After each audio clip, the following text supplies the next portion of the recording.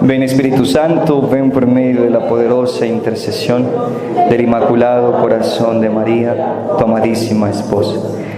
Ven Espíritu Santo, ven por medio de la poderosa intercesión del Inmaculado Corazón de María, tu amadísima esposa. Ven Espíritu Santo, ven por medio de la poderosa intercesión del Inmaculado Corazón de María, tu amadísima esposa. Amén.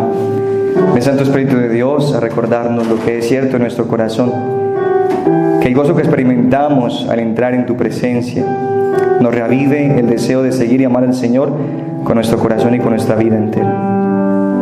Estamos delante de ti, Señor, para pedirte que ilumines ese momento de reflexión a la luz de tu amor y tu misericordia. Tú que has sido infinitamente bueno con nosotros, siempre nos das más de lo que incluso merecemos. Hoy nos ponemos delante de ti para decirte, Señor, como decía San Agustín: dame, Señor, lo que pides y pídeme lo que quieras. Dame, Señor, lo que me estás pidiendo y luego pídemelo de vuelta.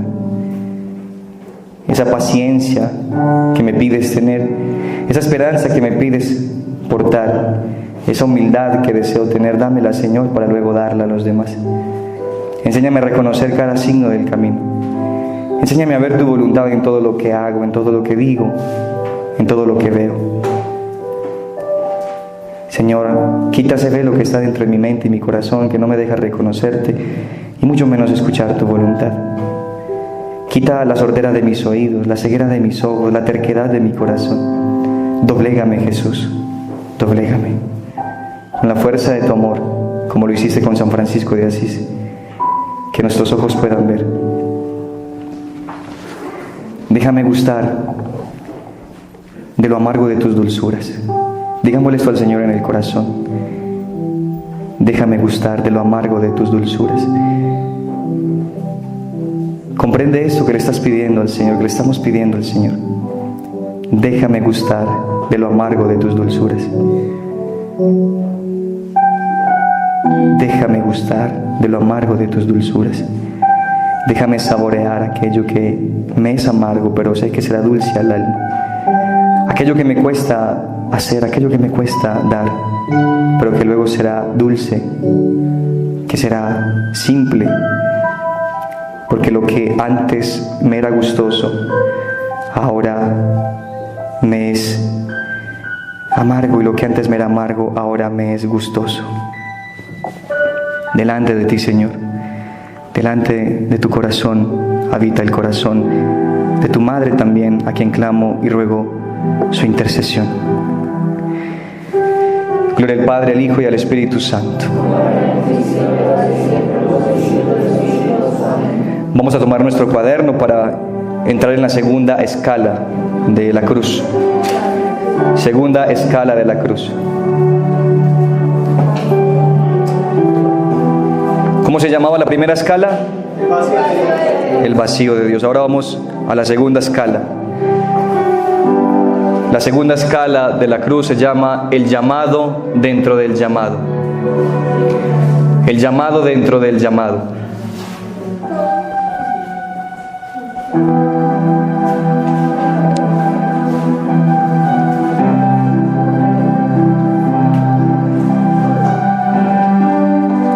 Y antes de profundizar un poco en el llamado dentro del llamado, vamos a hacer una pregunta, la vamos a escribir y la vamos a responder en unos minutos. ¿Cómo me imagino? ¿Cómo me imagino?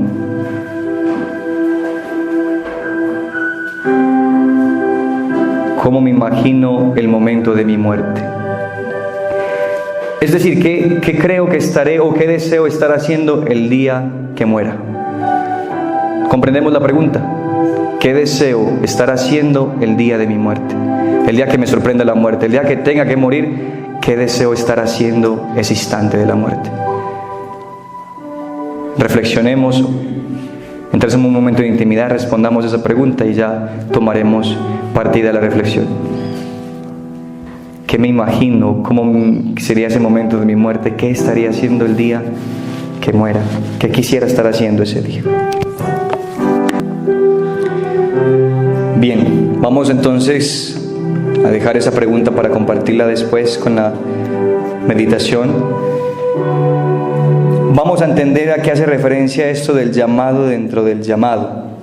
Un llamado dentro de otro llamado. ¿Es posible recibir un llamado dentro de otro llamado? ¿Ustedes qué piensan? ¿Qué significa eso de ser llamado dentro del llamado?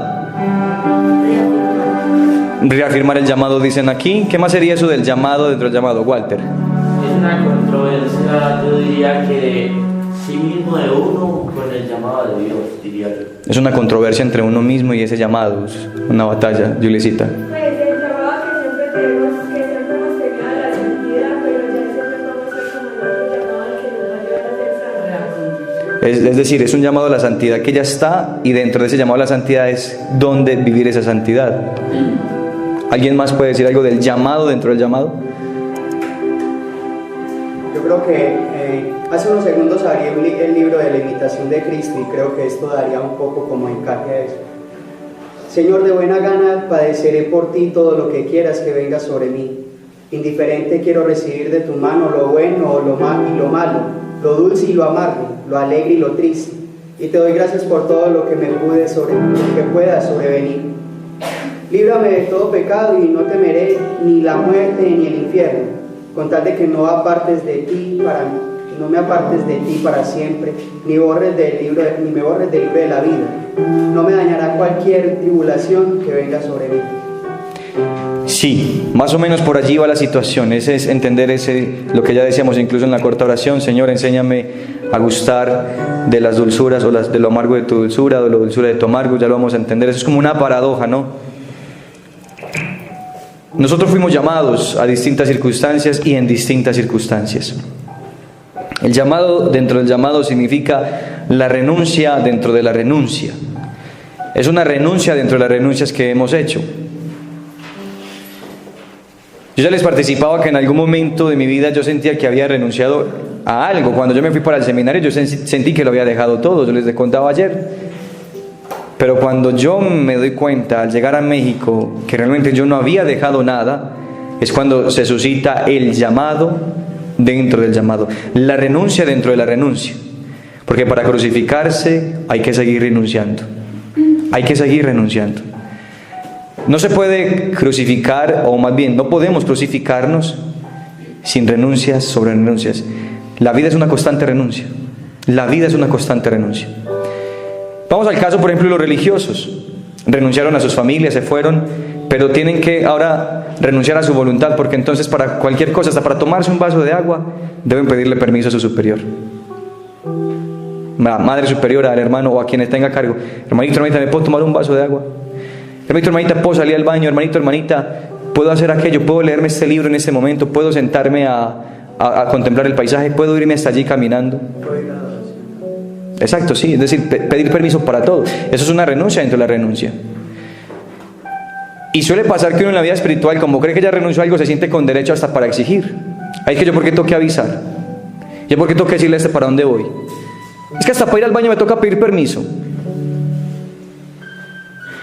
Yo se lo cuento como testimonio porque yo admiro mucho la comunidad de Lazos de Amor Mariano en cuanto a la obediencia. Estas niñas, cuando yo las invitaba, ellas me decían: vamos a pedirle permiso a nuestro director de zona, a nuestro director provincial o a la persona que está a cargo de nosotros, y lo que él nos diga.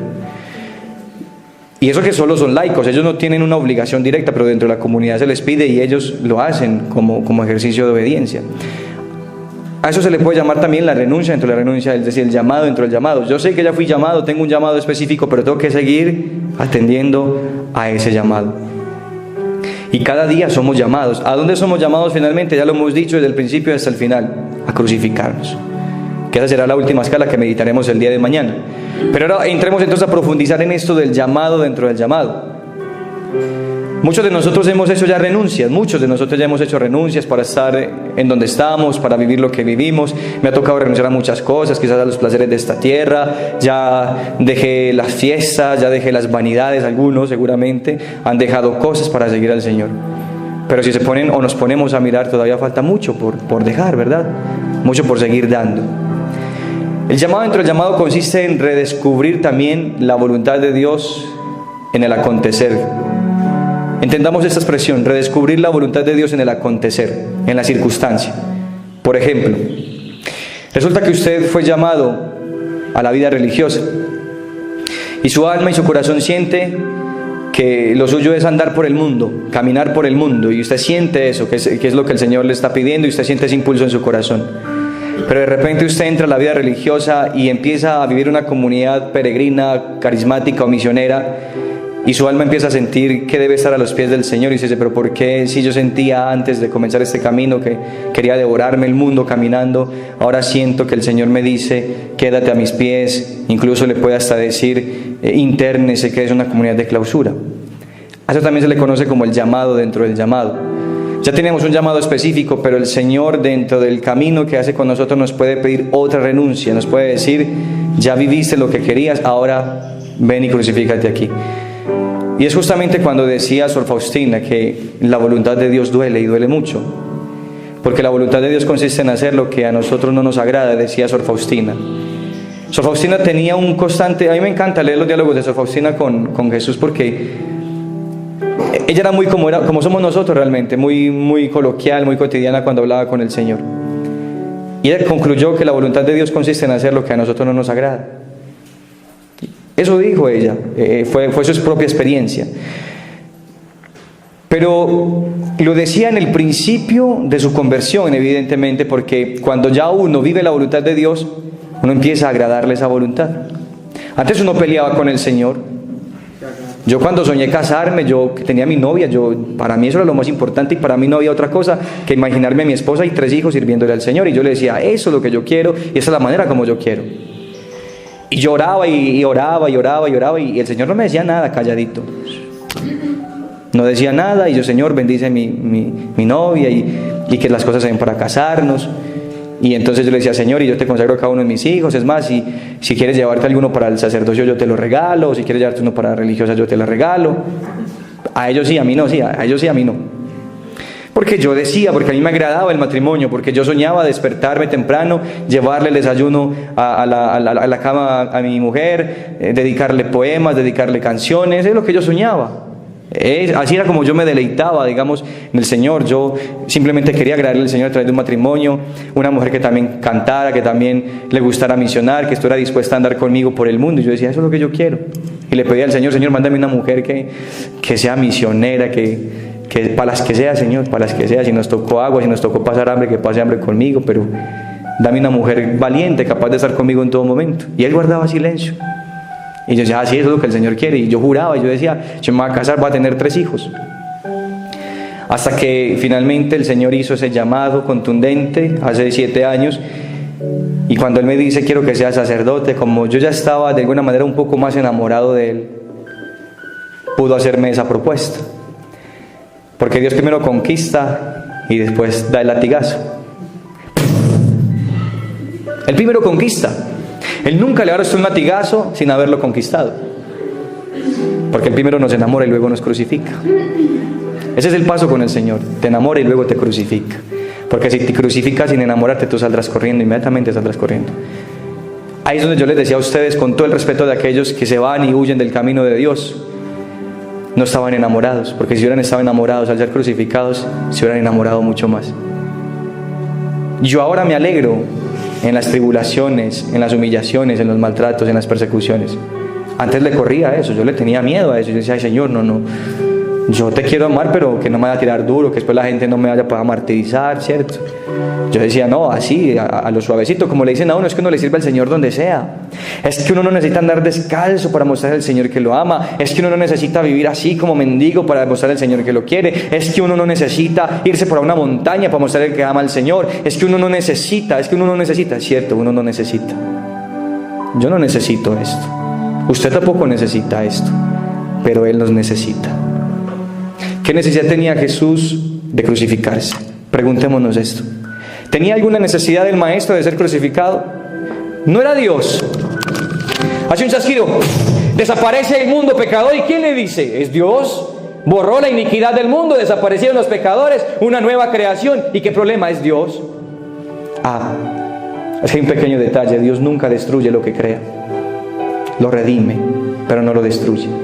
Y como no lo destruye, y no tenía manera de redimirlo, sino Él mismo, porque Él dijo, yo los creé, yo los formé, Yo creí en ellos y aunque me defraudaron, sigo creyendo en ellos. Pero dado que ellos mismos no tienen la capacidad de mirar al cielo, tengo que yo bajar a la tierra para enseñarles el camino al cielo.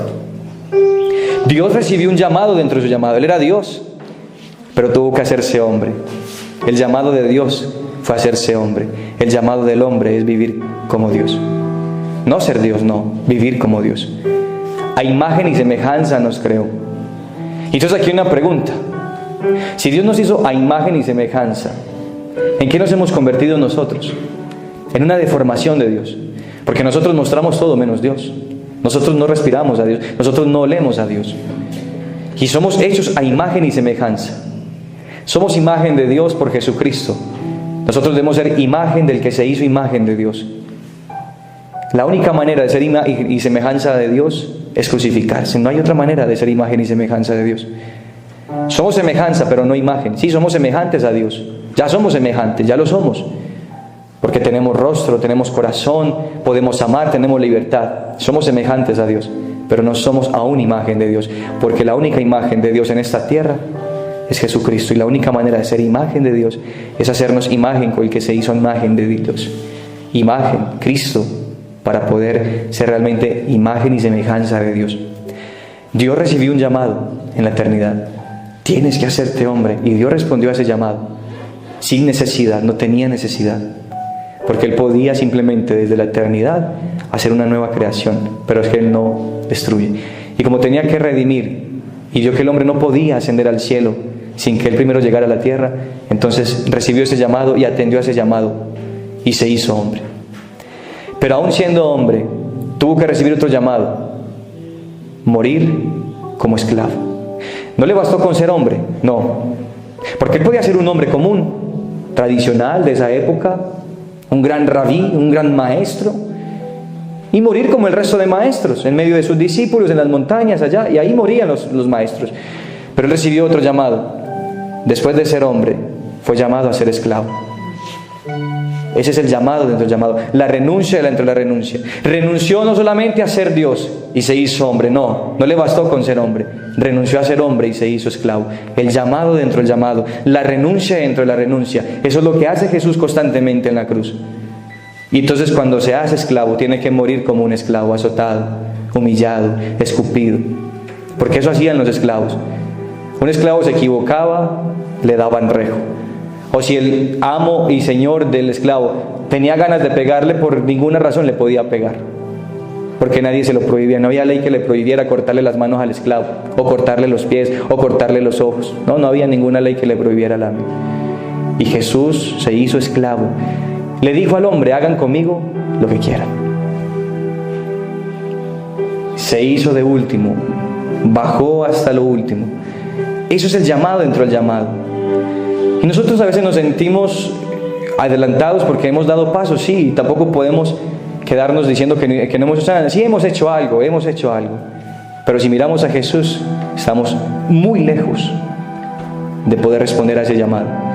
Entonces tenemos que empezar a caminar en dirección al llamado dentro del llamado. Y es justamente lo que el Señor quiere hacer en esta experiencia. Muchos de nosotros decimos que ya sabemos lo que el Señor quiere de nosotros, que simplemente estamos buscando el dónde me quiere el Señor. Otros dicen: todavía no sé, tengo mis dudas, tengo mi inquietud aún, me siento inclinado a ambas cosas, yo me veo casado y me veo feliz, pero también me veo una vida solo con Dios y también me veo feliz, entonces no sé por cuál elegir. No, es que no se trata de que tú elijas, se trata de que tú renuncies. ¿En cuál de las dos te crucificarían más? Es la pregunta. La pregunta no es en cuál de las dos sería más feliz, porque ya en este caso, para nosotros la pregunta no es cuál me haría más feliz, sino en cuál de las dos me crucificarían más. Cuando yo decidí ser peregrino y vivir de esta manera, tuve que responder a esa pregunta: ¿dónde me iban a crucificar más? Yo ya estaba en el seminario, después de, como les contaba a ustedes, después de 2 intentos, ya era mi tercer intento. Yo estaba medianamente tranquilo, vivía como seminarista, era un seminarista común, digo común en el sentido de que vivía como seminarista, trataba lo mejor de mí, sacaba mis tiempos en oración, en silencio, también mi tiempo de trabajo pastoral, mi tiempo de estudio, como siempre me dormía en la capilla y en el salón. Era un seminarista común y corriente, sí, todo normal, ahí no había nada excepcional en el hermano. Y yo me había acomodado de alguna manera porque sentía que hacía bien. Ahí me dicen, hermano, es que usted cuando sea sacerdote usted va a poder hacer mucho bien. Entonces esa siempre mi pelea con el Señor, y yo le decía, Señor, listo, pero cuando sea sacerdote, ¿y ahora qué? Si yo siento dentro de mí un llamado más fuerte, un llamado más profundo, sin decir que más sublime, no, porque más sublime no es. Por encima del sacerdocio no existe ninguna otra sublimidad. Pero yo sentí un llamado a salir al mundo, a decirle al mundo que Dios estaba vivo, a contarle al mundo y a los hombres y a las almas que Dios les amaba.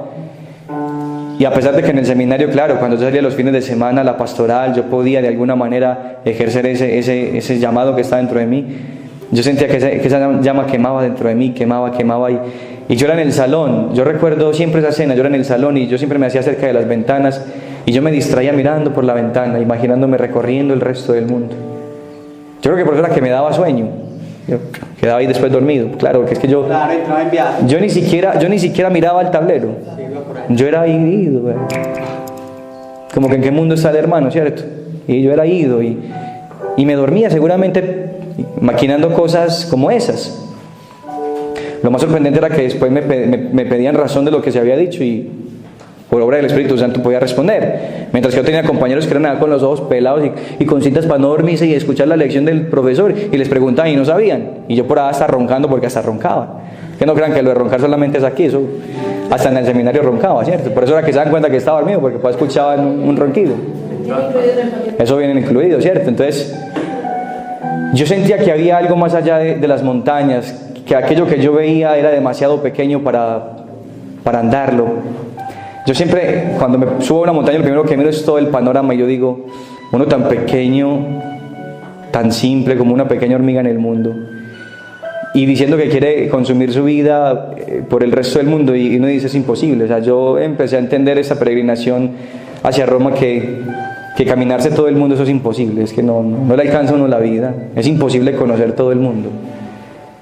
Pero sí, por lo menos el mundo cercano, quemar el mundo cercano, consumir el mundo cercano, aquello que puedo tocar, aquello que puedo caminar, desear salir, desear ser. Y yo miraba por la ventana y entonces recibía como un llamado dentro del llamado, y era donde tenía miedo. Justamente es allí donde el Señor empieza a hacer una obra grandemente en mi vida, que primero es doblegarme. Él primero me doblegó. Él me daba a desear ser religioso, pero no me dejaba ser religioso. Él me hacía llamarme hermano, pero en el seminario no se llaman hermanos. Y Él me daba a desear, y yo no salía, yo me imaginaba, soñaba, en mis visiones siempre veía un hábito café, y yo decía, pero ¿qué quiere el Señor conmigo? Me está enloqueciendo, porque cada vez que yo intento dar el paso a una comunidad franciscana, me dice, no, devuélvete para el seminario. Entonces yo decía, o es mi invento y yo me lo estoy inventando, o es que el Señor quiere algo de mí que yo no he podido comprender. Y fue justamente cuando se da entonces el llamado dentro del llamado. El Señor me llama a la vida sacerdotal, y llamándome a la vida sacerdotal me llama a la vida peregrina, y llamándome a la vida peregrina me llama a crucificarme con Él, que es cuando justamente empiezo ya a vivir en este modo particular de vida. Es un año, y por primera vez siento que ha sido un año que pasó volando, porque a pesar de que yo en el seminario medio me acostumbraba, para mí una semana eran 3 meses, 3 meses eran 5 años. Pasaban las horas en el seminario y me daba como un susto, un vacío en el alma, como si algo me faltara. Las horas de estudio se me multiplicaban y yo miraba por la ventana y luego miraba, solamente habían pasado 2 minutos, como si la vida se detuviera. Y yo deseando salir al mundo y tan imposibilitado allí dentro de la dinámica del seminario, de las estructuras. Nunca he sido un hombre de estructuras, nunca he sido un hombre de seguir normas, no porque me gusta desobedecerlas, no, porque para mí la única estructura es el amor.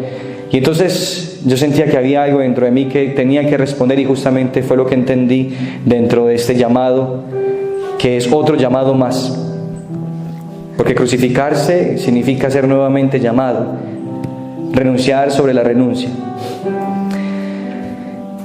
Y es aquí donde nacen los primeros peregrinos. Yo tuve un problema fuerte con el Señor cuando recién me entregó la obra peregrina, porque para mí es más fácil andar solo. Para mí es mucho más fácil andar solo, sin horario, sin nada, voy aquí, voy allá. Cuando el Señor me dice que me va a dar una comunidad de hermanos, yo digo, Dios mío, yo bien malo que soy para trabajar con otras personas, porque yo soy muy impaciente, de alguna manera muy autónomo en muchas cosas, y todavía estoy luchando con eso, y le pido al Señor que me dé su gracia poder sostener esta obra que Él ha puesto en mis manos. Él me dice que me ha traído una comunidad de hermanos y yo pensaba, si no soy capaz de manejarme a mí mismo, ahora para manejar otro camionada de locos, ¿sí o no? Y entonces yo empecé a pelear con Él, a pelearle, Señor, pero ¿por qué no me dejas solo? ¿Por qué no me dejas solo?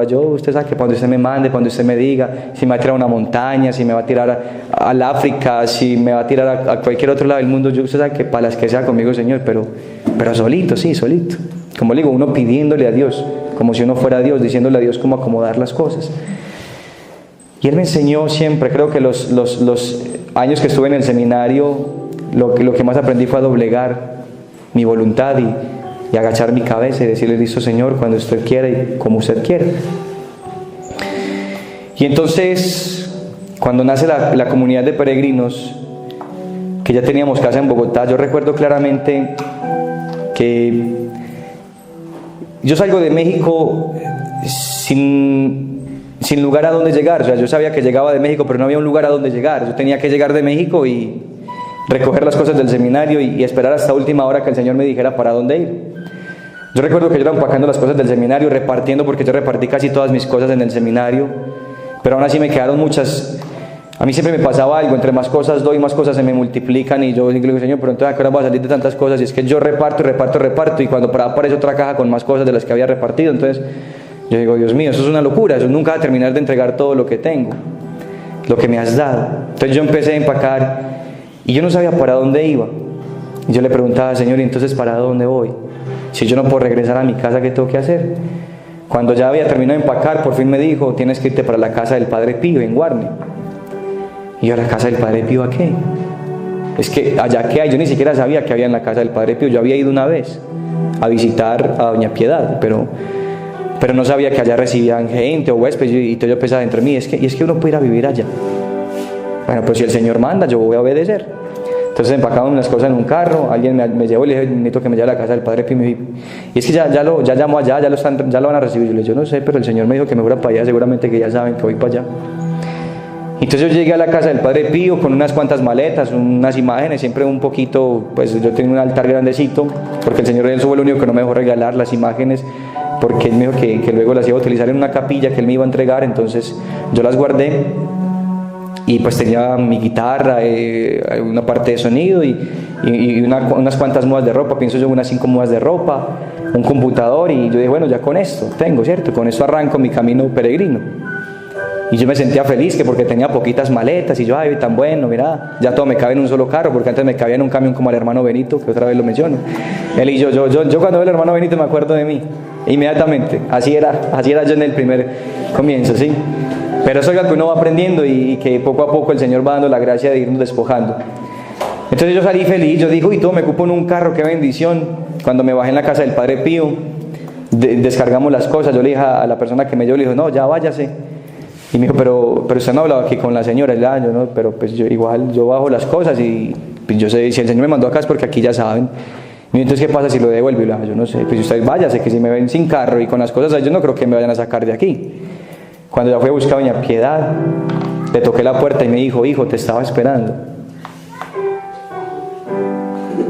Sí, ya el Señor me había avisado que tú venías, ya tenemos el cuarto listo.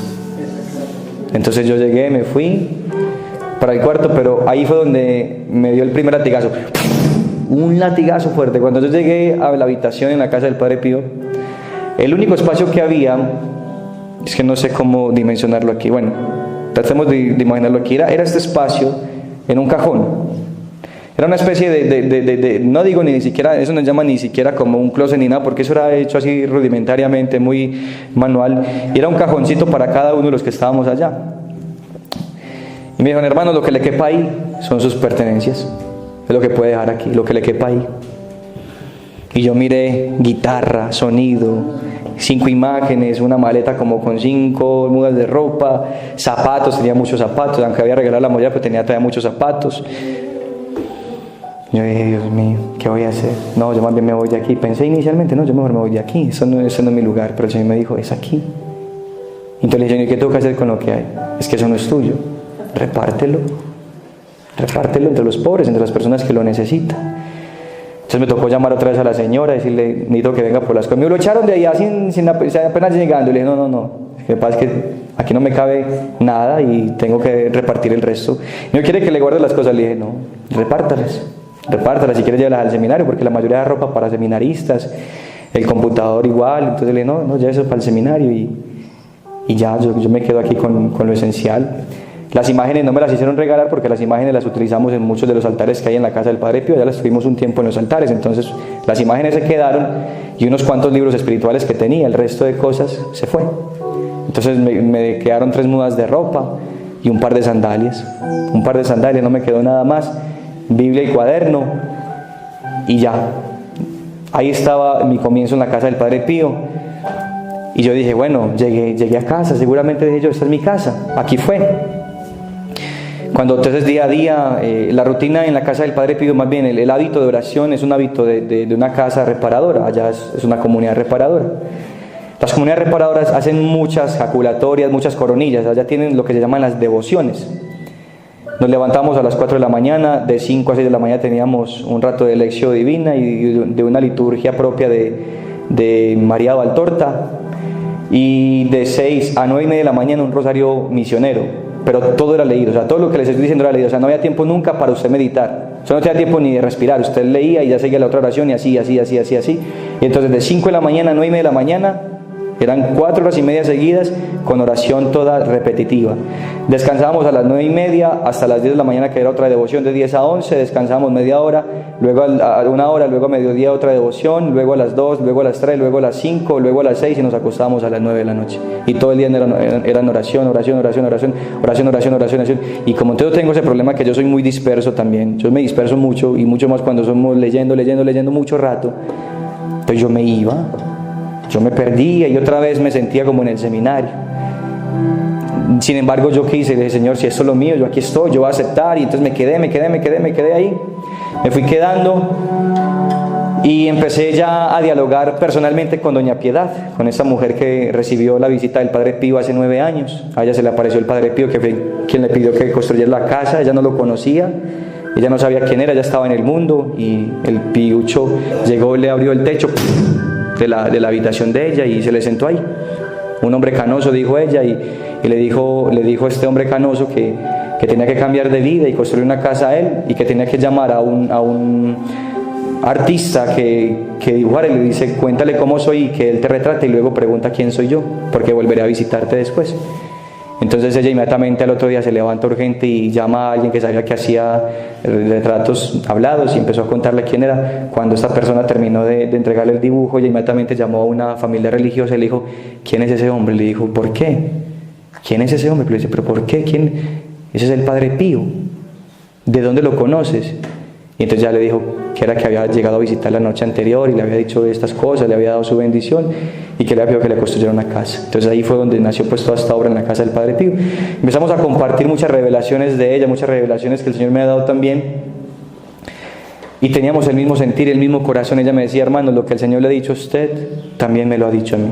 Entonces empezamos a compartir nuestras revelaciones y era exactamente igual. Entonces me dijo, hermano, esta es su casa, vamos a trabajar aquí juntos, esta es su casa. Entonces yo llamé a todo el mundo a decirle, me voy para la casa del Padre Pío, encontré mi casa, encontré mi lugar. Entonces salí a despedirme porque tenía que dejar el celular, allá se vive sin tecnología, cero tecnología. Y la comunidad se llaman Píos Descalzos de la Madre de Dios, también son descalzos. Entonces yo por eso decía, no, es que esa es la comunidad porque el Señor me llamó a vivir descalzo. Entonces, además de los franciscanos descalzos, los únicos descalzos en ese momento dentro de la diócesis y casi que dentro de Colombia son los de la casa del Padre Pío. Entonces yo dije, ya que el Señor no me dejó quedar con los franciscanos descalzos, seguramente me mandó a la casa del Padre Pío. Entonces ya yo llegué todo contento, habiéndole dicho a todo el mundo que me iba a quedar en la casa del Padre Pío. Dejé hasta el teléfono en la casa del Padre Pío, que por si necesitaban algo. Eso fue un problema después porque resulta que finalmente yo llegué y me dice doña Piedad, hermanito, pues ¿cómo le parece que la madre se manifestó y nos dijo que todo el que quiera quedarse en la comunidad no puede volver a salir? Es de clausura, no puede volver a salir. ¿Te imaginan yo de clausura, muchachos? Entonces yo le dije a ella, mire, usted más que nadie conoce mi alma, usted sabe que yo soy un aventurero. Yo soy cobija al hombro, y ya ando hasta con una cobija al hombro. Le hice un hueco, una capucha y cobija al hombro, ¿sí? Y le dije, yo no puedo quedarme aquí, porque usted sabe, el Señor me lo dijo claramente, que yo tenía que salir por el mundo. Mi hermano, entonces esta no es su casa. Esta no es su casa. Y entonces yo por dentro, Dios mío, ¿y ahora qué voy a hacer? ¿Qué voy a hacer? Tenía una invitación para una misión en Bogotá esos días, entonces me fui para la misión. Mientras tanto le dije a ella que se me dejaba guardar las cositas. Ella me dijo, no, claro, es que usted aquí se puede quedar el tiempo que quiera. Así me dijo, que usted aquí se queda el tiempo que quiera, no se preocupe, sabe que igual esta no es su comunidad, pero mientras se encuentra para dónde irse, tranquilo. Entonces me fui yo para Bogotá de misión. Cuando llegué yo a Bogotá, estábamos en una misión de reparación en la Plaza de Bolívar, y el Señor me pidió que me revistiera con un hábito que el Señor me mandó a través de una mujer, que después lo verán. Entonces empecé a caminar por la Plaza de Bolívar, haciendo un rosario ahí con otra persona, cuando empezaron a llegar muchos jóvenes y muchas personas a preguntarme, hermano, ¿usted qué comunidad es? ¿Usted qué comunidad es? Ya no, yo soy peregrino de amor de Jesús y de María. Ay, ¿dónde tienen la sede? No tenemos sede. ¿Cómo así? Ah, no, eso es donde nos quieran recibir. Somos peregrinos. ¿Y cuántos son? Yo soy el primero y el único. No hay más. ¿Cómo así, hermano? Entonces ya en comunidad. Le dije, el Señor mandó, ya somos comunidad. Donde hay uno y llegan más. Mi hermano, pues de todas maneras, cuando ya tengan donde quedarse, una casa fija, me llama que yo quiero conocer ese carisma. No sé, hay algo que me llama la atención de lo que el Señor le está pidiendo. Entonces yo empecé a pensar, esto como que sí es en serio, el Señor sí quiere darme una comunidad de hermanos, pero para que yo la dirija, era mi lucha con Él. Antes de venirnos de Bogotá, esa noche antes de despedirnos a nosotros, nos acogieron una casa, es una casa también que estaban construyendo para unos retiros, es un santuario al Cristo peregrino. La señora que recibe también revelaciones, visitas del Señor en esa casa, esa noche anterior se reunió con nosotros, nos dijo, ya que ustedes sean mañana, pues vamos a compartir esta noche en oración. Nos quedamos como hasta las 12, 1 de la mañana, después de la misión que hemos tenido ahí en el parque de Bogotá. Cuando ella se despidió, pues hicimos un rato de oración con varias gente que estábamos ahí, como 13, 14 personas. Cuando mamá me dijo, pues la madre me dijo que le dijera a ella que me era una bendición. Dígale, pídele a mi hija una bendición. Yo pensé por dentro, pero una bendición, pero ya no nos dio pues muchas bendiciones ahorita. Yo le dije, bueno, pero voy a obedecer. Entonces me acerqué donde ella y le dije, ella llama a Mileni, y le dije, Mileni, qué pena con usted me puede regalar una pequeña bendición. Y me dijo, claro, mi niño, porque esa es una mujer muy maternal. Me dijo, claro, mi niño, venga. Entonces nos arrodillamos delante del sagrario y ella empezó a orar. Ella no me conocía, nosotros no habíamos tenido ninguna conversación más que haber estado ahí entre nosotros y habernos visto. O sea, solamente eso, ya no sabía quién era yo ni cómo me llamaba. Cuando empezó ahí a orar, me lanzó una pregunta, me dijo, ¿usted por qué no quiere ser sacerdote? ¿Usted por qué ya no quiere ser sacerdote? Entonces yo me quedé así impactado, le dije, madre, pero yo sí quiero ser sacerdote, lo que pasa es que el Señor me pidió que me saliera del seminario para dedicarme a esta obra. Me dijo, o sea que el Señor te pide ser sacerdote, el sacerdote de los últimos tiempos, como uno de los sacerdotes de los últimos tiempos. Es algo que después entenderemos, porque no tendría tiempo para explicarlo ahorita. Entonces le dije, sí, algo así. Me dijo, ya entiendo. Entonces, ¿sabe qué, hermanito? Eso era un noviembre del 2017. Era noviembre del 2017. Entonces me dijo, ¿sabe qué, hermanito? Yo le voy a regalar esta casa a usted para que se venga aquí a vivir con sus hermanos.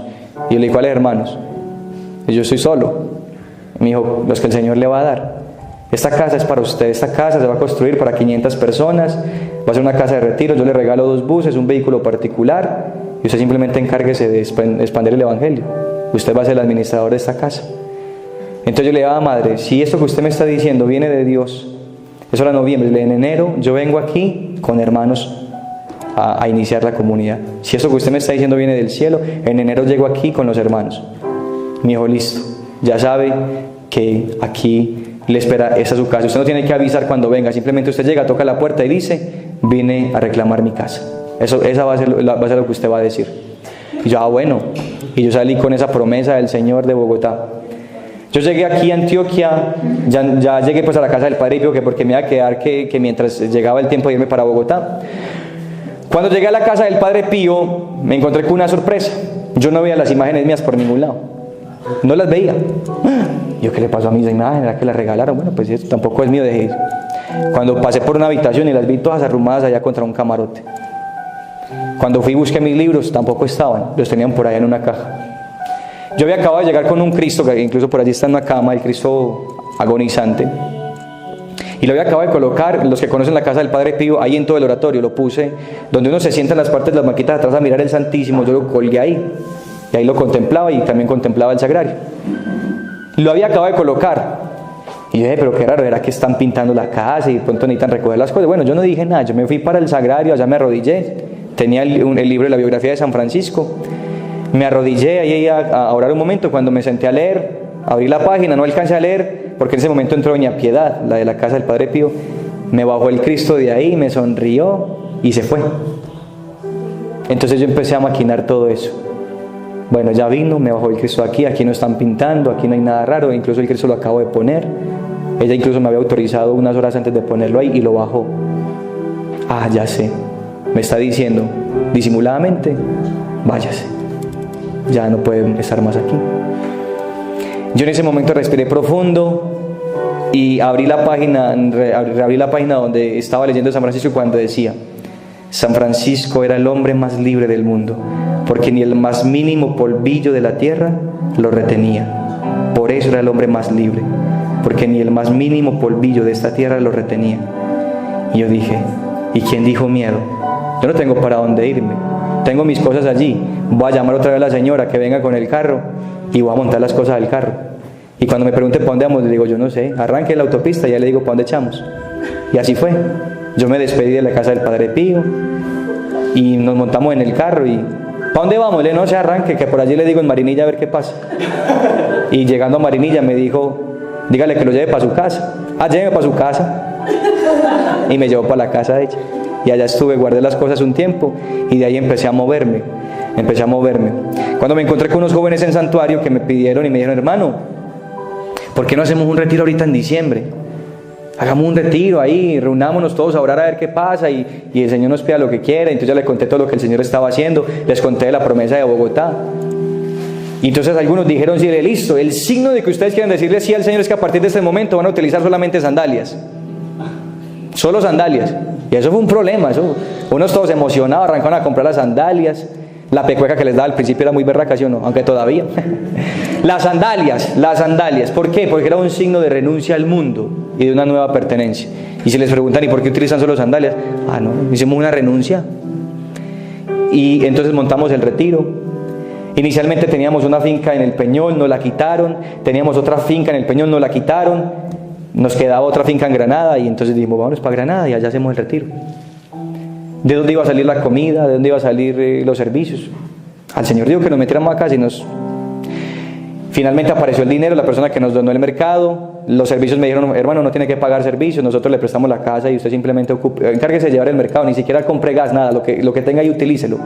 Y no se preocupe que nosotros después, cuando hagamos un retiro, nosotros rellenamos la pipeta, usted solamente preocúpese de llevar el mercado para ustedes. Y listo, entonces arrancamos para el retiro, del 15 al 30 de diciembre del año antepasado, del 17, perdón. Nos convocamos, nos reunimos 11 nos reunimos. Yo me acuerdo que como éramos todos hombres, yo decía, ¿cómo va a hacer con la comida? ¿Cómo va a hacer con la comida de retiro? ¿Será que contrato una señora? Pues no me alcanzaba la plata. No, pues me alcanzará para contratarla para 3 días. ¿Y el resto de días qué? No. Y el Señor, yo no sé, conmigo trabaja así, todo lo hace a última hora. Conmigo, yo no digo con ustedes, no sé, o sea, alguien puede contar algo diferente, pues muy bonito, pero conmigo es todo a última hora. Entonces yo llegué a la casa de retiro sin haber comprado el mercado. Yo decía, entonces me va a tocar mermar mercado y utilizar mejor plata en la comida. Bueno, en fin, en la señora que nos vaya a hacer de comer. Yo cité a los hermanos a 1 hora, no había nada de mercado, la señora de la cocina pues no se había contratado. Yo a los hermanos, vamos a comprar mercado, nos fuimos a comprar mercado. Ninguno sabía mercar y para estamos mercando. Como cosa rara compramos cosas innecesarias, ¿sí o no? Pero los hombres compramos cosas innecesarias. ¿Por qué compramos toallas higiénicas, hermanos?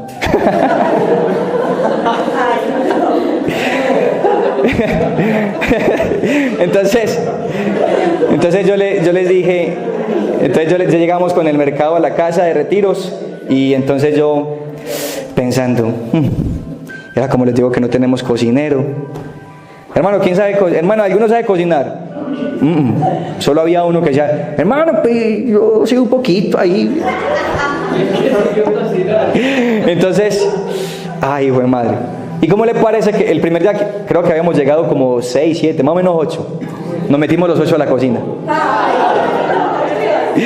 Ahí se dio el primer problema. Eso fue un problema, eso fueron peleas del uno y del otro. Ahí se empezó a decirle al otro, no, échele más de eso, no me le eche eso. Y entonces, y pum, y le tiraba así. No, eso fue un problema, hermano. Aquí nos vamos a matar en la cocina. Si esto sigue así, nos vamos a matar.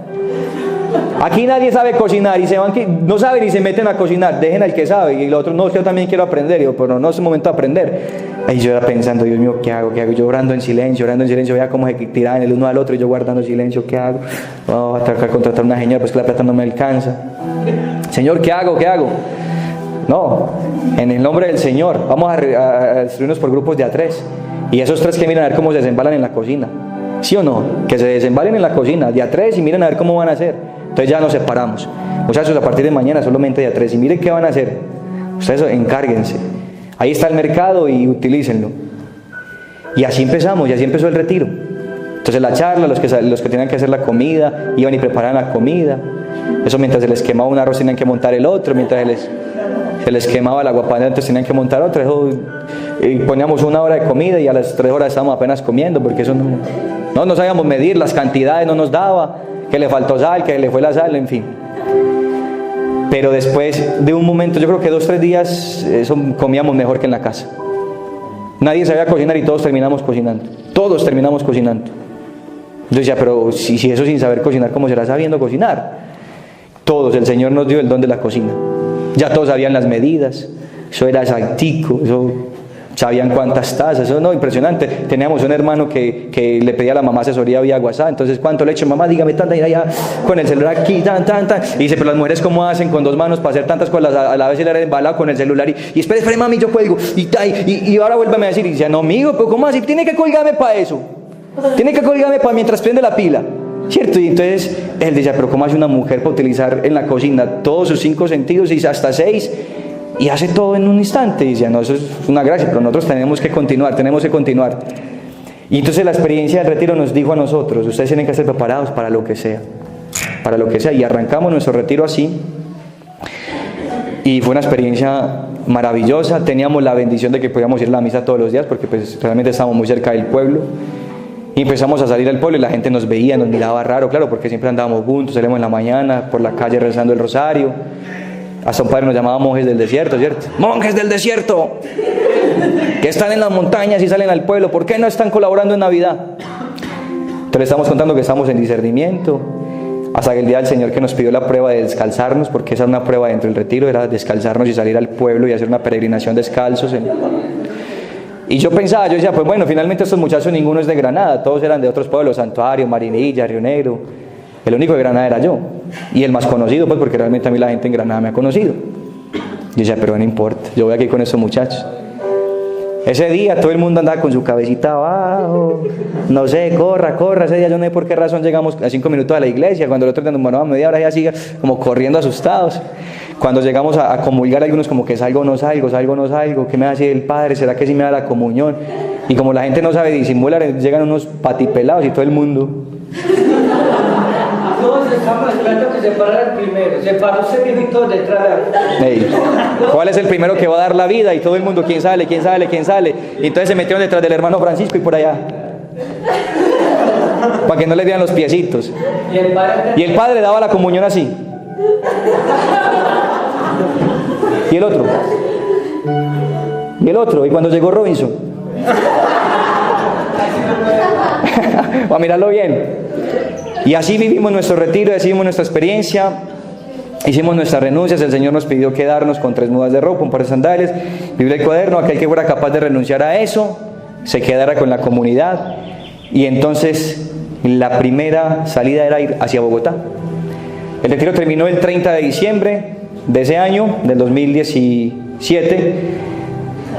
11 hicimos el retiro y 3 me dijeron, hermano, yo me voy. Cuente conmigo, yo me voy. Yo voy a dejar todo, yo me voy. Hermano Gabriel, el hermano Antonio y el hermano Andrés Felipe. Que de los 3 que arrancaron conmigo, en este momento solo queda el hermano Antonio. Sin embargo, oramos por los demás porque ellos iniciaron este proyecto y seguramente que el Señor tiene cosas muy grandes para ellos y si algún día quieren volver, aquí están las puertas abiertas. Entonces me llamaban, hermano, ¿y qué tenemos que llevar para Bogotá? No, solamente el pasaje de ida. Consigamos no solamente el pasaje de ida. Hermano, ¿y entonces qué? Pero esa señora sí le volvió a contestar, la señora no volvió a contestar. Pero ella me dijo que llegara a reclamar mi casa, y yo tengo que llegar a reclamar mi casa. Ella no me volvió a contestar, pero allá ella, yo voy para mi casa. Entonces me dijo, hermano, yo como que me voy a conseguir más plática porque nos toca volvernos. Le dije, no, solo lo de ida. No teníamos casi ni siquiera plata para gastos, digamos, no, solo los pasajes. Llegamos a Bogotá, ese 15 de diciembre íbamos, ellos ni siquiera sabían para dónde iban, se montaban en el bus todos asustados conmigo. Le pasó los de F y ¿para dónde nos lleva este man? Así parecido, igualito. Ellos iban asomándose por la ventana y se gozaban del paisaje, pero por dentro decían, uy, este man, ¿para dónde nos lleva? No, yo aquí estoy siguiendo, ¿cierto? Y ellos empezaron a asustarse. Ellos me confesaron después, hermano, nosotros íbamos en el camino entre nosotros hablando que íbamos a hacer detrás de un loco. Y para Bogotá, y siempre un poco lejos de la tierrita, ¿no? Llegamos a Bogotá, al terminal de buses. Y hermano, ¿y qué? No, espere, yo contacto un Uber, a ver, un señor que yo había conocido en la misión, que me dijo que cuando necesitara algo lo llamara. Efectivamente me contestó. De la terminal allá eran casi 2 horas y media. Entonces llegamos allá y tocamos a la puerta. Cuando yo pensé que iba a salir pues la señora, no, salió, fue un muchacho.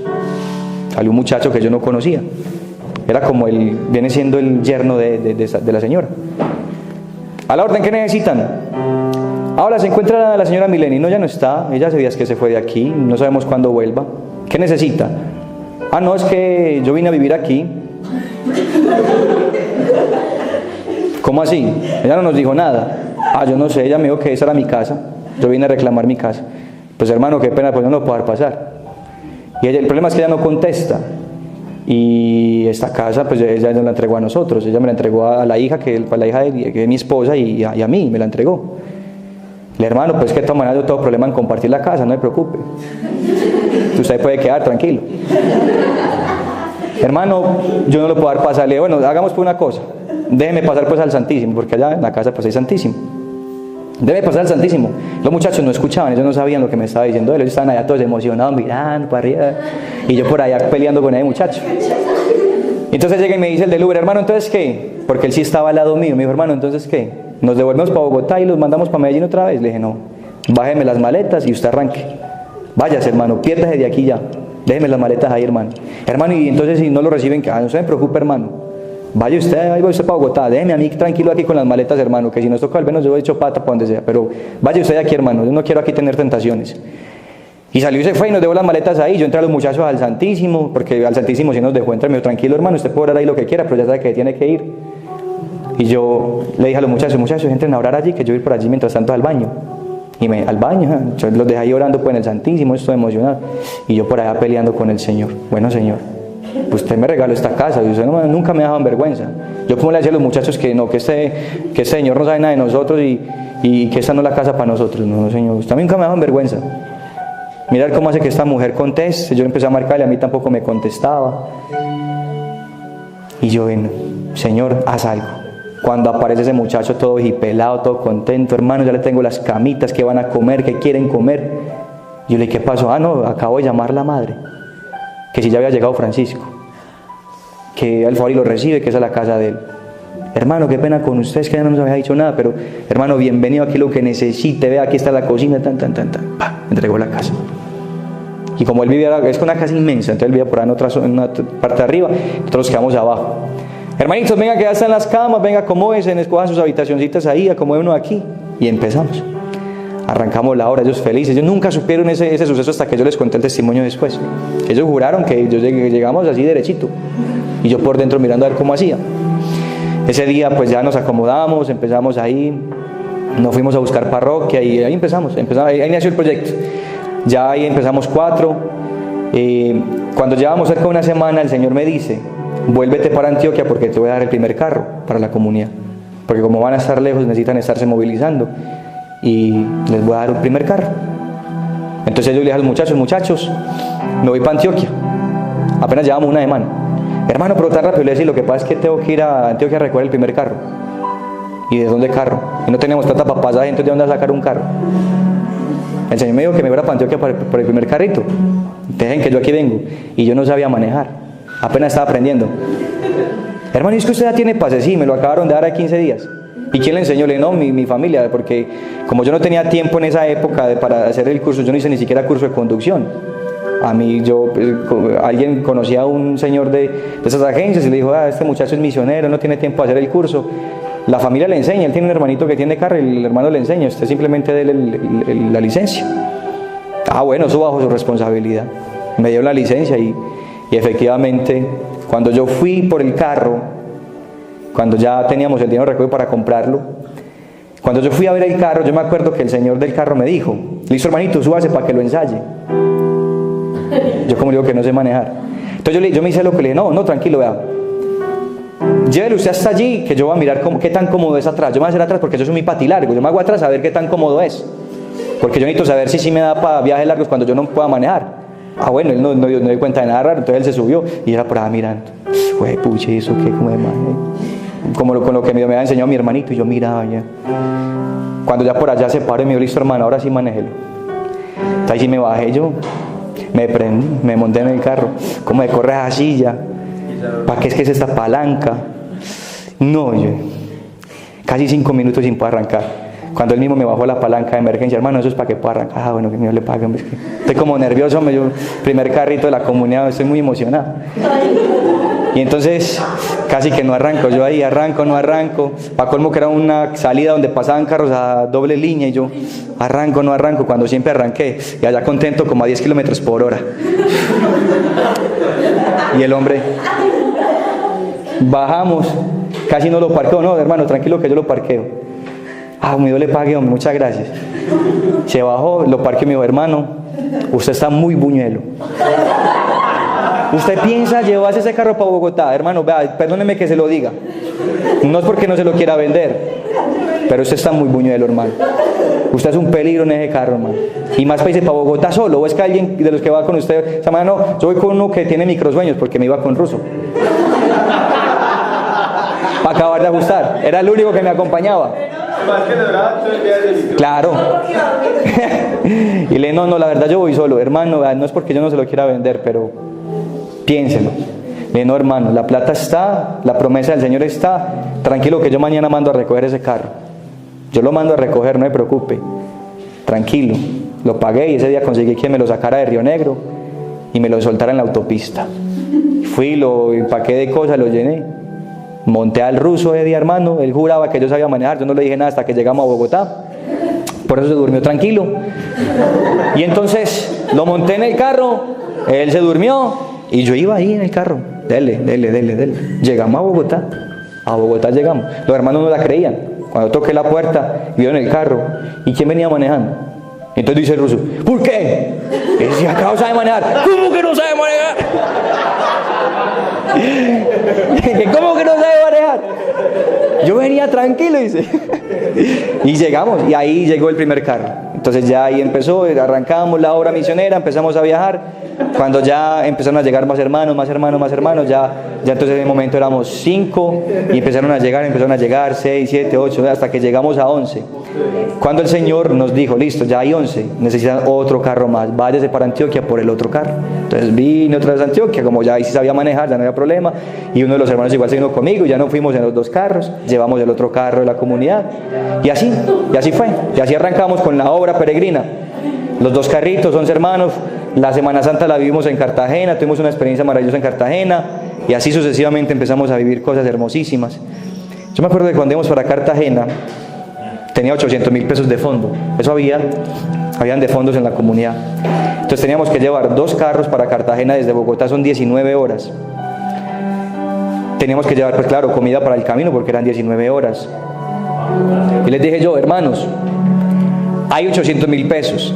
¿Qué quiere decir esto? Tenemos con qué ir, pero no tenemos con qué volver. Nos vamos. Vámonos, hermano. Y nos montamos en 2 carros. Dele para Cartagena con 800,000 pesos. Lo que se comió en peaje y combustible quedaron como 70,000 pesos cuando llegamos a Cartagena. Supuestamente en Cartagena nos estaban esperando en un hospedaje con comida. Efectivamente sí había hospedaje, pero no había comida. Llegamos allá y hermanos, hay hospedaje pero no hay comida. Algunos sí, tranquilos, otros no tan tranquilos, porque cuando le tocan a uno la comida, algunos ya les da más duro, otros les da lo mismo. Y entonces, muchachos, igual hospedémonos ahí. y confiemos en el Señor.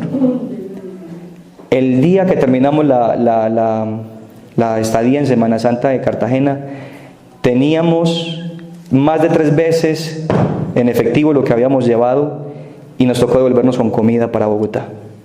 Teníamos más de lo que incluso nosotros habíamos imaginado. Nos sobró comida, nos sobró dinero, porque el Señor, al ver que nosotros probamos nuestra fe en Él nos triplicó y llegamos hasta Bogotá con comida. No, ni siquiera en el camino fuimos capaces de comérnosla toda. Llegamos a Bogotá y hasta allá terminamos de comer y con más del dinero que habíamos tenido que ocupar para llegar, porque el Señor no se deja nunca en generosidad. Entonces ya hicimos el retorno a Bogotá, pasamos por Barranquilla, conocimos una familia hermosísima que incluso ahora estamos orando muchísimo por Kelly, que se encuentra muy delicada de salud, pero es una mujer que ha sido benefactora de la comunidad. Y entonces así nace la obra peregrina. Fue cuando ya les conté que llegamos hasta el Edén, mayo del año pasado. Llegamos, en ese tiempo llegamos los 11 hermanos y posteriormente pues es cuando ya nace en julio la rama femenina, las mujeres, que fue igual. El Señor me dijo: convoque mujeres, convóquelas. Y como ya nos habían ofrecido una casa para estar un tiempo en el Peñol, convóquelas. Y empezamos. Se habían anotado 25 para el discernimiento. De las 25, 14 dijeron sí. De las 14 que dijeron sí, 12 arrancaron el proyecto. Y entonces arrancamos con 12 mujeres en el mes de julio del año pasado, y así empezó la obra peregrina. Y así nos fuimos moviendo. Un día me llama el dueño de la finca del Peñol y me dice: hermano, tiene que entregar la casa. Tiene que entregar la casa. Y yo no tenía para dónde llevarme a estos muchachos. Ah, bueno, listo, tranquilo, hermano. No, tranquilo, primero, no se preocupe. No es que me la tenga que entregar ya, simplemente es para que sepa que tiene que conseguir para dónde irse. No, tranquilo, hermano, que mañana mismo tiene su casa. El Señor va a hacer algo hoy. El Señor ya me había dicho que teníamos que irnos de aquí. No sabía que era tan rápido, pues, pero ya me había avisado que tenía que ir buscando. Entonces, tranquilo, hermano, que mañana tiene su casa. No me preocupe por eso. Entonces ya fui a hablar con los hermanos. Le dije: muchachos, nos toca irnos. Arranquemos para Granada todos juntos. Antes de salir del Peñol hacia Granada, hacia aquí, hacia el Edén, me llaman y nos encontramos con un señor allá en la vereda donde estábamos. Él estaba, curiosamente, fue muy raro porque él casi no va por allá, pero ese estaba de visita. Era el dueño, fue el que mandó a construir la capilla de la vereda y es dueño de muchos terrenos. Nos vio, nos quiso conocer, empezamos a hablar, a compartir cosas. Cuando, hermano, ¿y ustedes por qué se van a ir de aquí? Le dije: hermano, no, pues nos pidieron una casita. Pero ¿se quieren quedar? Le dije: pues si es la voluntad de Dios, yo puedo dejar hombres aquí, mando las mujeres para Granada, porque ya también están ofreciendo un terreno. Mi hermano, pues cuente con una casa, yo le presto mi casa mientras tanto, porque yo por aquí casi no vengo y allá caben unos 10, 11 más o menos. Ah, listo, hermano. Entonces ya dejamos a los hombres allá y arrancamos con las mujeres para Granada, y así nos dividimos. Ahí fue donde conocieron pues la obra de Granada, que iniciamos allá. Estuvimos con mujeres un tiempo allá y en el Peñol con los hermanos en la Élida. Y así ha sido como ha nacido este proyecto. Se ha venido dando, se ha venido gestando. Ya en el camino, por varias situaciones, hemos tenido que hacer unos replanteos. Y entonces un día me llaman, estamos hablando de cerca de 2 meses, si no estoy mal, de cuando ya el Señor había iniciado la obra hacia Roma, que esa la contaré después porque es un tema aparte. Me llaman y me dicen: hermano, tenemos que entregar la casa del Edén. Yo en ese momento, pues la verdad, para mí fue un golpe fulminante, porque yo dije: Dios mío, ¿otra vez? No, Señor, yo creo que lo mejor va a ser cerrar la comunidad.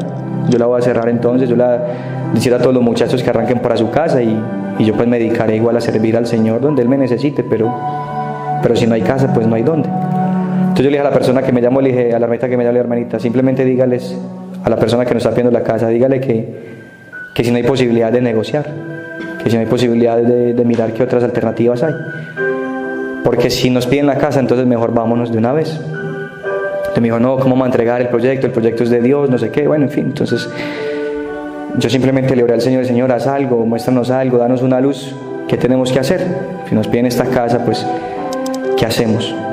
Cuando los días me llaman de que aquí don Elkin en Las Faldas pues quería conocerme, ¿cierto? Me dijo: hermano, hay un señor en Las Faldas que lo quiere conocer, como que le quiere ofrecer unos terrenos. Entonces yo lo llamé, hablé con don Elkin vía celular y entonces le conté un poco de la comunidad, y él me contó también un poco algunas cosas que el Señor le había mostrado y manifestado. Le dije: hermano, pues dígame si nos recibe allá, y nosotros nos lanzamos. Mi hermano, aquí estamos para lo que necesite. Entonces le dije, listo, la obra continúa, continuamos con la obra. Cuando ya llegamos, yo pues aquí unos días para venir aquí a Las Faldas, pues a mí me han hablado de 1 o 2 casas que nos estaban pues como ofreciendo. Cuando yo vengo hablo con don Elkin, él me lleva por allá un terreno, otro terreno, un montón de cosas. Mi hermano, aquí pueden. Y yo, eso es más de lo que incluso yo imaginaba. O sea que el Señor cierra una puerta y abre 1000. ¿Sí? El Señor nunca lo deja a uno en vergüenza. Entonces nos vinimos para acá, hablé con don Elkin, le dije, listo, don Elkin, hermano, no sino que usted me diga, yo aquí le traigo a la gente. Hermano, es que si mañana quieren venir, vénganse. Y conmigo también es así, con él y yo nos entendemos en eso. Decimos vamos y vamos. Y luego tenemos de dar piedra, yo creo que le termino de decirle y ya está de cabeza don Elkin allá tirado. Es así, nosotros no medimos. Cuando las cosas son para Dios, uno se tira y ya después mira si era o no era, ¿sí o no? Así somos, nosotros somos así. Nosotros nos tiramos y después preguntamos, Señor, ¿y para qué me hizo tirar a este hueco? Así somos nosotros no somos como la mayoría de las personas que el Señor dice, tire, si usted pregunta, ¿y quién me espera allá? ¿Y quién me va a recibir? ¿Y cómo es eso? ¿Y entonces qué tengo que hacer? No, Él me dijo, tírese a ese hueco, yo me tiro al hueco. Cuando estoy en el hueco le digo, Señor, ¿y ahora qué? Usted me tiró a este hueco, ¿y qué tengo que hacer ahora? Así vivo yo. Y así es don Elkin, exactamente igual. Entonces empezamos a hablar, a compartir. No, este es uno de los míos, dije yo. Con la diferencia de que él es pelado y yo soy peludo. Es lo único que nos diferencia, de resto. ¿Cómo? La regalaré el del bocito, listo. Para que se haga unas trencitas. Entonces ya dialogamos y dije, no, esto es más de lo que el Señor realmente me había hecho sentir. Le dije, listo, don Elkin, hermano, usted se embaló con nosotros, papito, porque aquí le va a llegar gente, allá le va a llegar aquí, hermano. No se preocupe, hermano, eso como sea los acomodamos. Y entonces fue cuando ya decidimos, yo tuve que reiniciar el viaje a Italia, con la promesa de que el Señor nos iba a recibir. Mandamos los primeros hermanos aquí a hacer la inserción en la misión de Navidad, para que se hicieran conocer, y dijimos, listo, y en enero llegamos. Yo me acuerdo que el día que nosotros vinimos a traer el primer equipaje con los hermanos, vino ese día el párroco, el anterior, el párroco que ese fue Santana, padre Benito. Él vino y cuando vio ese pues no era tampoco mucho, pero sí había siempre un equipaje. Y entonces, ¿ustedes quiénes son? Somos los peregrinos, los misioneros. ¿Y ustedes vienen a quedarse o qué? Yo pensé por dentro, Dios mío. Pero yo guardé silencio. Igual pues don Elkin dijo, sí, pues aquí vamos a estar a ver qué quiere el Señor de nosotros. Y esos muchachos arrancan es con todo, porque ellos confían en el Señor, y si les toca revolver a empacar, pues seguramente, yo pensaba dentro de mí, seguramente que ellos no tendrán problema en reempacar y arrancar. Aquí están a ver qué pasa, Padre. Y yo le decía a los muchachos, tenemos que ganarnos ese espacio a fuerza de oración, de amor y de servicio, porque las cosas se ganan es desde abajo. Y entonces vinieron los hermanos, la misión fue para la gloria del Señor muy bendecida, allá también con el hermano Bendito. Sí, con usted Bendito, y con usted, que está volteando por allá. Allá fue donde conoció a Santiago, que ha estado haciendo pues su proceso de discernimiento en el seminario y que le está preguntando al Señor qué quiere de él. Conoció pues también y hicieron un trabajo muy hermoso en esta vereda, y entonces arrancó también ya Peregrino en las Faldas. Y ya llegamos, aquí llegamos con todas las maletas, llegamos el viernes y aquí estamos, ¿cierto? Aquí estamos, el Señor nos trajo hasta aquí, no sabemos para dónde nos va a tirar después. Si nos vaya a establecer aquí no sabemos, solamente estamos aquí, el Señor nos dirá después. Lo único que sabemos es que Él seguirá sosteniendo la obra, la diócesis aprueba la obra y el Papa pues también nos dio su bendición. Entonces finalmente estamos aquí dispuestos a caminar por el Señor. Ese fue el llamado dentro del llamado. ¿Qué es un llamado dentro del llamado? Alguien me pregunta, hermano, ¿y la casa de Bogotá? La casa de Bogotá no sé. Cuando nosotros nos vinimos en mayo, cuando tratamos de volver, la madre me dijo que quería terminarla antes de entregarla, porque resulta que estaba apenas en el 30% la obra. Es una casa en un estrato 7 en Bogotá, eso es en Chía. ¿Qué hacemos nosotros en un estrato 7, cierto? A pata pelada. Yo empecé a entender que quizás el Señor no quería esa casa para nosotros, simplemente quería ver el cumplimiento de sus obras y que nosotros no tuviéramos miedo de lanzarnos. Entonces me han preguntado mucho por la casa de Bogotá. No sé, la casa de Bogotá no sé. Algún día tendré que ir a preguntar qué pasó con esa casa. Sí, porque la verdad que la madre pues no ha vuelto a contestar. No hemos tenido comunicación. El Señor sabrá qué va a hacer con esa casa. No sé si existe o no existe para nosotros. Igual nosotros no nos apropiamos de nada. La utilizamos y le dimos el uso el tiempo que estuvimos allá. Igualmente algunos nos preguntan qué va a pasar con la casa del Edén. No sabemos qué va a pasar con la casa del Edén. Estuvimos ahí mientras se pudo y ahorita estamos aquí y estaremos respondiendo aquí porque aquí es donde nos tiene el Señor, y el día de mañana miraremos hacia dónde volar o migrar si el Señor así lo pidiese, o si nos pide establecer aquí una zona. En fin, Dios se encargará de toda su obra porque somos sus peregrinos, somos sus hijos y Él nos alimenta como sus aves. Y así vivimos. Y alguien se pregunta, hermano, entonces, ¿ustedes cómo hacen con la comida, con los gastos? Así. Algún día salimos sin mercado en la cocina y salgo por allá en el carro y me paro por allá con el carro en unas tiendas y empiezan a llenarlo. Ahora tengo una señora en el Peñol que siempre que llevo el carro me empaca legumbre lo que le quepa al carro, lo que le quepa. Es que si llevara un camión me empacara un camión. Ella siempre me dice, hermano, es que el carro es muy pequeño y eso lo embute un montón de cosas y me arma el carro muy pequeño. Y no me cobran ni un céntimo.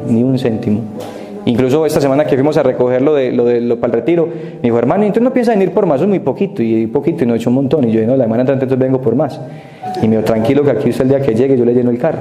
En la casa de Santuario, Pan y Vida Santuario, es igual. Siempre que llego, hermanito, ¿ya trajo el carro? Saque, ¿qué necesita? Lleve, hermano, lleve lo que necesito. Sabe que aquí lo que necesite. Y cuando venga siempre va a encontrar qué llevar. Entonces uno dice, no hay dicha en ser pobre. Un pobre que vive de Cristo, un pobre que vive como Cristo y que nunca desampara y nunca desamparará. Entonces ese es el llamado dentro del llamado, un llamado a una vida de abandono total, la renuncia entre la renuncia. El Señor nos ha ido pidiendo renuncias poco a poco y nos irá pidiendo mucho más, que ya en el camino iremos entendiendo. Entonces hemos visto justamente aquí, este bosquejo de lo que ha sido la obra peregrina, un llamado dentro de un llamado. Y es lo que queremos hoy darle gracias al Señor porque la obra está caminando. Como les contaba ayer, la obra ha contado con 42 miembros, de los cuales en este momento somos 23, pero no implica que los que se han ido no vayan a volver, no sabemos qué pueda pasar con ellos, estamos orando por cada uno de ellos. Y así como dice el Señor, unos vienen, otros se irán, así como salen unos, otros llegarán, porque el que quiera morir crucificado en peregrinos puede hacerlo. No significa que sea el único lugar, no, mire, eso se lo he dejado muy claro a todos. Yo no vengo aquí a decirles a ustedes, esta es la única comunidad que vive como Dios quiere, si el Señor lo llama es aquí donde tiene que responderle, no. Pero si usted siente que quiere crucificarse y ve en peregrinos una posibilidad para crucificarse con el Señor, la casa está abierta, la puerta está abierta para que usted diga, hermano, yo quiero empezar a ver qué va sucediendo, quiero vivir como ustedes, quiero vivir en esa confianza. Termino con este ejemplo tan sencillo que alguna vez me pareció lo más de tierno del Señor, y me lo contaba una de las hermanitas en la casa del Edén. Se les había acabado el papel higiénico. Sí, cosas tan comunes como se acabó el papel higiénico. El famoso comercial de Scott, ¿cierto? Mamá, se acabó el papel. Y se acabó el papel. Y estaban preocupados para el otro día, ¿qué vamos a hacer? Cuando el otro día por la mañana muy temprano llegó una paca de papel higiénico. Una paca de papel higiénico. Una señora creo que fue que llegó allá con la paca. Yo les dije a ellos una vez, a las hermanitas en el ED, les dije, nunca vayan a utilizar el dinero que yo les deje para comprar cosas del mercado, nunca. Utilícenlo para medicina urgente, para gastos urgentes. El mercado no, porque aquí se come lo que llegue. Si hay aceite, se hace con aceite. Si no, miramos cómo hacemos. Alguna cosa tiene que pasar. Entonces nunca vayan a gastar el dinero. Y resulta que se les acabó el aceite. Y preocupados por el aceite, y cómo hacemos sin aceite, y es que el hermano nos dijo, pero no, nos toca comprar el aceite, y se fueron a comprar el aceite. Mientras fueron y compraron el aceite, cuando llegaron, ya había una garrafa de aceite en la casa, de alguien que había llegado con la garrafa de aceite. 2 garrafas de aceite, imagínense. Ustedes van a donar 2, gracias, muchas gracias. ¿Usted cuántas va a donar? A ver, hermano, cuéntenme. Pasó prácticamente igual con los hermanos una vez que estábamos en la casa y queríamos comer huevito revuelto con arepita, pero se acabaron los huevos. ¿Dónde vamos a sacar los huevos? Entonces estábamos viendo la posibilidad de bajar a la tienda y negociar con la dueña de la tienda, pues cambiar unas cosas por huevos. Cuando de un momento a otro decía Antonio, no, eso ahí miramos. Cuando de un momento a otro tocan la puerta, llega una canasta, cerramos la puerta, empezamos a pintar por ahí 2, 3 huevos, volvió y tocaron la puerta y llegaron otras 2 canastas. Entonces no solo una, sino que llegaron otras dos más. Y es impresionante que en aquel momento a otros manifestación el Señor no dice. No, el Señor se acaba de ir. Si nosotros con solo pedir comida se manifiesta la mano de Dios, ¿cómo será nosotros pidiendo la salud por alguien que verdaderamente lo necesita? ¿Por qué dudamos en ese instante? Así es.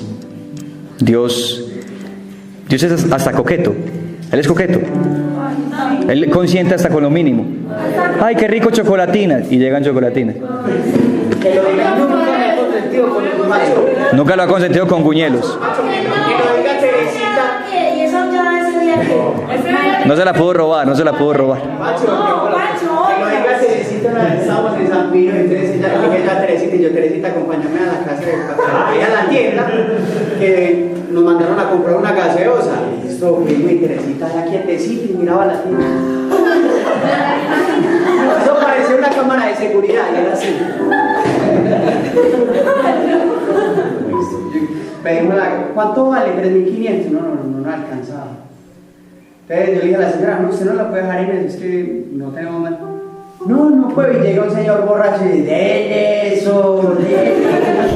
Yo se los pago. Cuando mira a Teresita, ay, ¿usted qué quiere? Pida. Y Teresita me miraba y dice, es que no, tranquilo, no.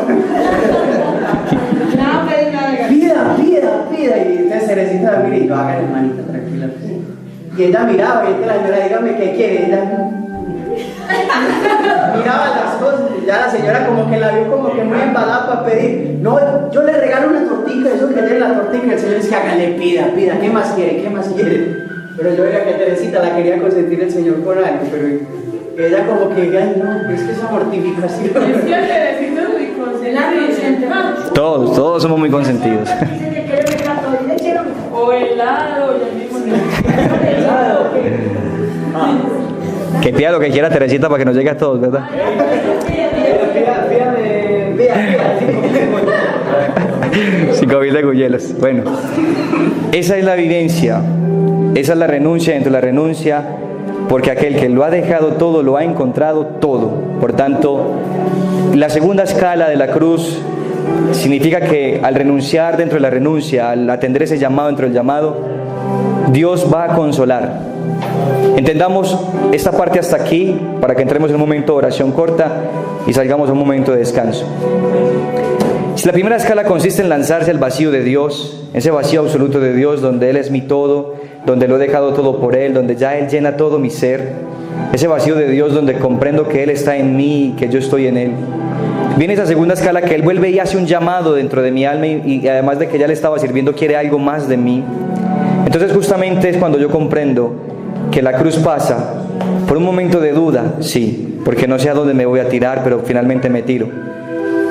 La cruz pasa por un momento de renuncia dentro de la renuncia. Me he lanzado al vacío, he vuelto a renunciar. Y en esa renuncia Dios consuela, porque la última escala será justamente la crucifixión. Ya se los decía ahorita, Dios consuela antes de crucificarnos, Dios nos enamora antes de crucificarnos. Por eso en ese llamado, dentro del llamado, Él volverá a conquistarnos, Él vuelve a reconquistarnos, Él vuelve a darnos fuerza, fuego en el Espíritu, uno vuelve a sentir un impulso que antes había perdido, porque a pesar de que le estaba sirviendo al Señor sentía que le faltaba algo, y entonces ese llamado reaviva un fuego que estaba en uno muriendo, y entonces Dios empieza a consolar, porque ya se acerca el momento de la crucifixión. Cuando el Señor hace el llamado dentro del llamado, significa que estamos cerca de su cruz, estamos cerca de su crucifixión.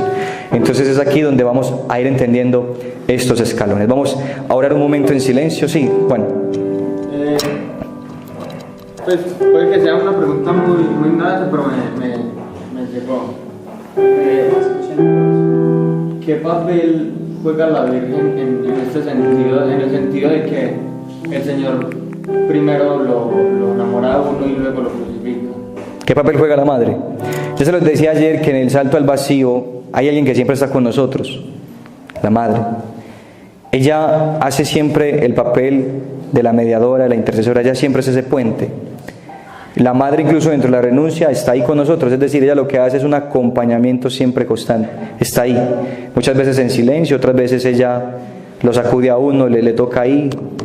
Yo creo que a usted le ha pasado muchas veces que usted sabe que va a hacer algo malo y es como si alguien viniera y lo tocara. Es la madre. Madre, hey, cuidado. Viene la madre ahí a hacer justamente esa petición. La madre hace un trabajo de vigilancia, cuida esa alma que fue entregada, esa alma que se lanzó al vacío de Dios, que es cuidada por ella. La madre hace una actitud de intercesora, mediadora y vigilancia. Ella empieza a vigilar que esa alma no se desvíe. Y está ahí, a veces silenciosa, a veces hace bulla cuando tiene que hacer bulla. Ella se inventa algo para que uno pueda darse cuenta que está ahí. ¿Cuál? Algo que desempeña la mamá muy bonito de yo saludar de este tipo de eso. Resulta que acontece pues que la Virgen María ahí estaba con San José y el niño fue recién nacido. Entonces los Reyes Magos vinieron a traerle muchos regalos, los pastores comenzaron a traerle muchos regalos. Entonces San José todo encantado así, era regalos y regalos y regalos. Y entonces, y seguía la gente trayendo, ¿cierto? Y entonces la Virgen María dijo, bueno, hay alguien que no tiene nada que entregarme, pero hay gente que me está dando algo. Entonces ella dijo, bueno, ¿a quién le voy a dar al niño? ¿A quién se lo voy a dar?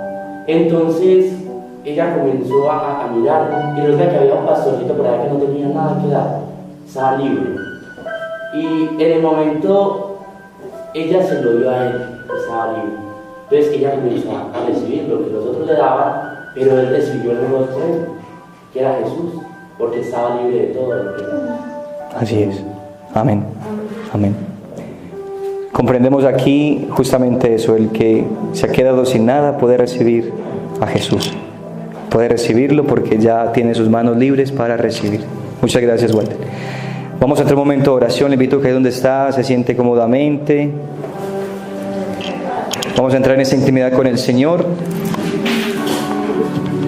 en ese silencio interior, en el que Dios sigue hablando al corazón, en el que Dios sigue pidiendo más renuncias, sigue llamando. Si me he sentido llamado, ¿a qué otra cosa me está llamando el Señor en este momento?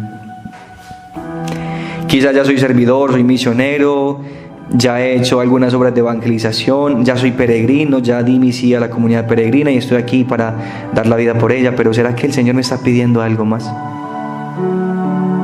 ¿Cuál es ese llamado dentro del llamado? ¿Cuál es esa renuncia dentro de la renuncia a la que el Señor me está invitando? Y no tenga temor de preguntarle al Señor, ¿por qué me trajiste aquí? En este tiempo de mi vida, en estas circunstancias, ¿por qué no antes? ¿Por qué no después? ¿O por qué no nunca? O sea, ¿por qué me trajiste, Señor? Y no te preocupes si le preguntas por qué en ese momento, no te preocupes por eso. Aunque debemos preguntar para qué, no se preocupe ahorita. Si tiene la necesidad de preguntarle por qué, hágalo también. Dígale, Señor, yo quiero entender tus caminos, quiero amar tus caminos, vivir como los pobres del mundo. Que nuestra única riqueza seas tú, Señor. Es lo único que deseamos, Jesús. Decirle al mundo que hemos quedado con las manos vacías y que por fin recibiremos a Jesús en nuestros brazos. Lo podemos llevar, la Madre nos lo podrá entregar al ver nuestras manos vacías, dispuestas a recibir. Es que nuestra ofrenda justamente es nuestra vida misma. Ya lo decíamos ayer, el Señor no quiere nuestras cosas, quiere nuestra vida, totalmente nuestra vida. Dale gracias al Señor si tienes pareja, dale gracias al Señor si has construido tu vida al lado de alguien, dale gracias al Señor por tu familia, démosle gracias al Señor por nuestros amigos, por todos aquellos que están entre nosotros. Y digámosle al Señor que queremos amarle y servirle cada día de nuestra vida. Digámosle al Señor que estamos dispuestos a morir en Él y por Él. Sigue hablando, Señor, a nuestro corazón. Sigue hablando, Jesús. Y entreguemos en este momento nuestro corazón y nuestra alma al Señor. Y dejemos que Él nos abrace. Y dile, Señor, ¿a qué más tengo que renunciar? ¿Qué más tengo que dejar para seguirte? Háblale, Señor, a mi corazón.